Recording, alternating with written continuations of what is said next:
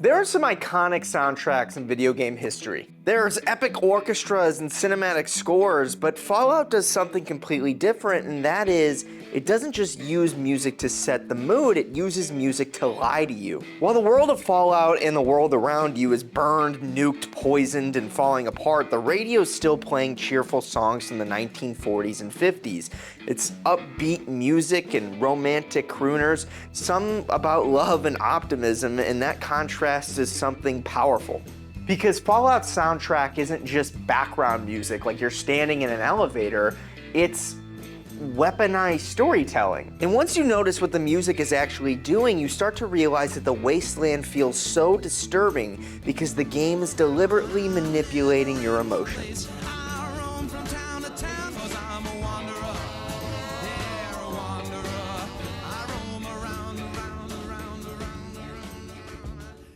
At first glance, Fallout's soundtrack seems almost strange in a way. You're wandering through a nuclear wasteland, cities are destroyed, societies have collapsed, and humanity's barely survived, and yet the radio sounds like it's, I don't know, cheery.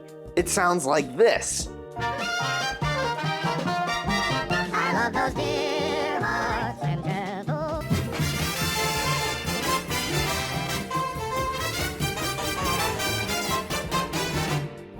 These songs seem like they are coming from an era of extreme optimism in American culture, post-war prosperity, nuclear age excitement, and the belief that technology and progress would lead humanity into a better future. But in Fallout, that future never arrived. Instead, in Fallout, the optimism of the 1950s literally destroyed the world and created the one that we know.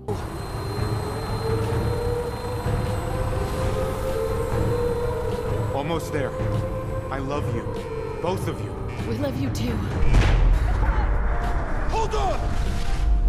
So when the radio plays cheerful music while you're walking through skeletons and ruins, the game is creating irony, and the songs represent the dream that America once had. The wasteland represents what the dream became. And every time you hear those songs while exploring these ruins of these cities and these towns, the game is quietly reminding you, this is the world that believed everything was gonna be okay right before it wasn't. Actually, but, life in the Commonwealth. I gotta put the music closer to the mic. Stupid. Ray Smith is right behind you, baby. I mean, it's his song. He's not actually behind you. I'm sorry, I didn't mean to startle anyone. You should turn around, because there might be someone behind you, but it's not Ray Smith, because he's singing. But the interesting part is this, it's that the music and the soundtrack in Fallout isn't there just to create atmosphere and contrast. It's there because it actually changes how you experience violence and exploration, because when you're fighting raiders or wandering through dangerous territory, the radio keeps playing these cheerful songs. And that does exactly what it's supposed to do. It creates some sort of weird energy. While you're doing things that are brutal and chaotic, like blowing people's heads off their entire bodies, you're listening to music about love and happiness, and that results in a kind of emotional dishonesty. Now, Fallout isn't the type of game to ask you how you feel about what you're doing. Instead, the soundtrack creates distance between the player and the violence. And then what happens is suddenly the wasteland feels less like a tragedy and more like a dark parody of American culture. The music almost feels like propaganda from a world that doesn't exist anymore, and a world that believed progress was inevitable. This is a world that believed technology would solve everything, and it's a world that never imagined the bombs would actually fall. That's what makes the soundtrack so effective, because every song reminds you of a culture that caused the apocalypse in the first place.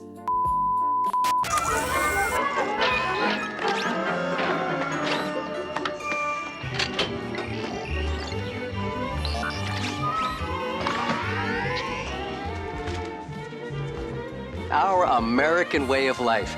Isn't it grand? Peace, freedom, and bacon and eggs. Sign up now and prepare for the future. And when you put all of this together, something really interesting happens. Fallout's soundtrack isn't just music, it's a part of the narrative. The radio is supposed to represent the ghost of the old world. This is a world that believed in endless progress, and a world that believed the future would be bright, and a world that believed nuclear power meant prosperity. But the Wasteland shows the real results of that thinking. The music isn't just nostalgia, it's kind of a haunting echo of a civilization that destroyed itself, and that's why walking through the ruins of Fallout while hearing these songs feels so strange. Because the game is constantly forcing two different realities into the same moment. Hope and destruction, and then optimism and collapse. This is the dream of America and the consequences of having that dream in the first place. And that contrast is what makes Fallout's world feel so unforgettable. Because long after you stop playing, you don't just remember the wasteland, you remember the sound of those songs echoing through it.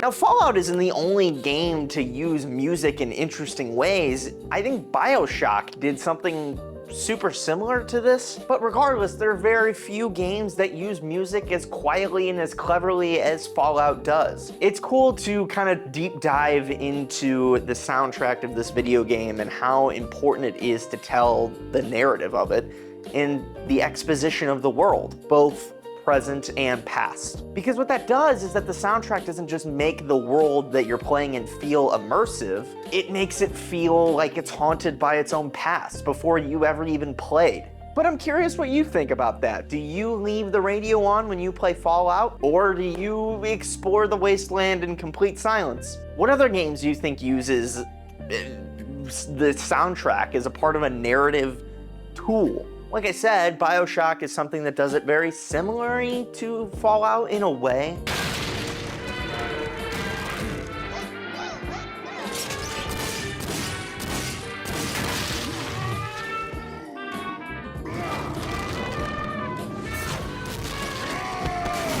If you have any other examples, I'd love to hear about it in the comments below. I think there's a very important distinction between using a soundtrack as, you know, background noise and as a tone setter, and then using it as a narrative strategy. But anyway, if you enjoyed this video, please leave a like and a comment. It very much helps. You have no idea. I appreciate all the love that the channel's been getting, more than you can ever know. Hopefully you guys are okay with these Monday releases and this new schedule that we're trying to explore more in-depth videos instead of, you know, once every 2 or 3 days. But yeah, if you guys want to see what we do next, make sure you click the notification bell after you click subscribe so you never miss a video, and you'll get alerted of every time we post. Spoiler alert, it's going to be every Monday at about 12 o'clock CST. So yeah, but that's really all I got, and I will see you guys in the next one. Peace, love, adios, and goodbye.